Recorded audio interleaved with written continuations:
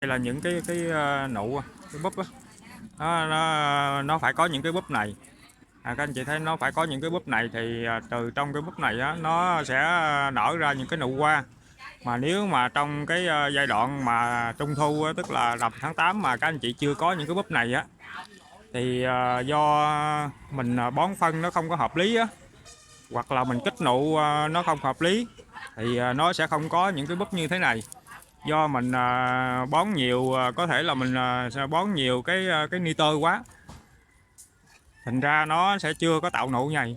Thì bằng cái phương pháp nếu mà mình dùng phương pháp mà mình kích nụ đó thì nó sẽ ra những cái nụ như thế này.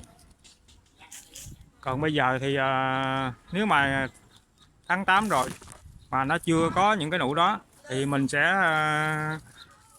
dùng một cái cách khác để mình kích nụ nó, tức là mình sẽ con tàn nó, tức là mình chặn đọt nó. Mình dùng cái phương pháp là chặn đọt nó để mình sẽ tạo ra những cái nụ đó.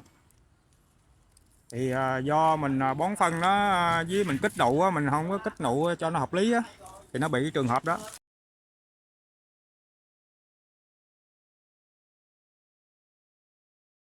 Nó chưa có ra những cái búp. à, mình phải dùng một cái phương pháp khác để mình tạo những cái búp hoa cho nó.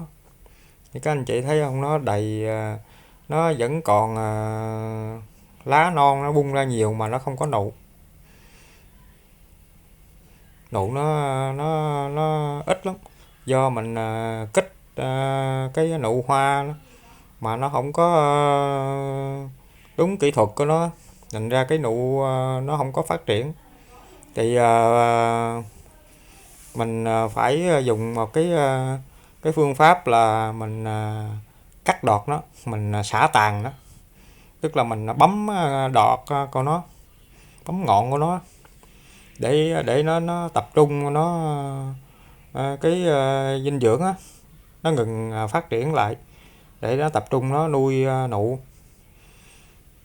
Toàn bộ là bây giờ nó đang nuôi lá, nó ra những cái lá non á, nó nuôi lá, chứ nó không có dừng lại để nó phát triển đọt, phát triển nụ.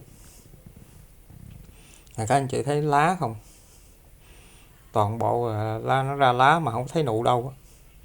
Do mình cũng đã kích rồi đó, nhưng mà ờ, nó phát triển về lá nhiều hơn. Thì gặp những cái trường hợp này á thì mình phải có cái phương pháp để mình khắc phục nó.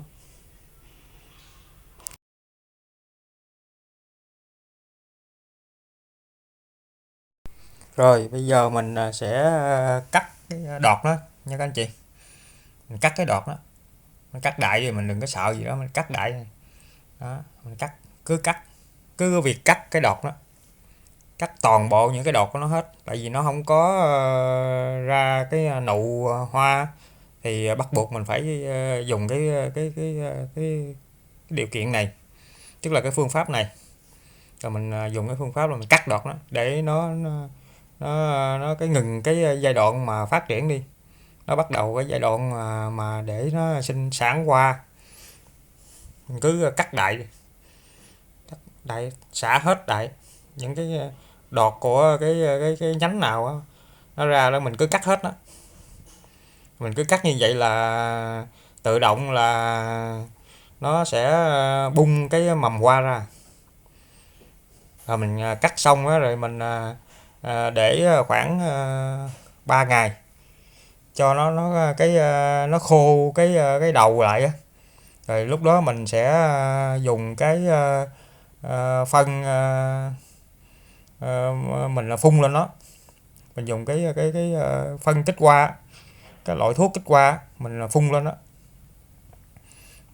Mình cứ cắt đi, rồi mình để khoảng 3 ngày cho nó khô đầu đi. Rồi mình dùng cái loại mà 60-10 á, mình phun lại, tức là mình cắt xong rồi để 3 ngày cho nó khô.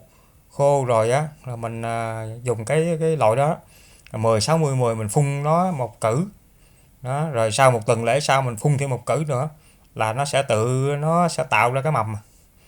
Đây là cái phương pháp mà mình đã kích rồi nhưng mà nó không có qua thì mình bắt buộc phải dùng cái cách này. Anh chị cứ cắt đi rồi để cho nó khô quá thì khoảng 3 ngày sau rồi mình bắt đầu mình phun đó.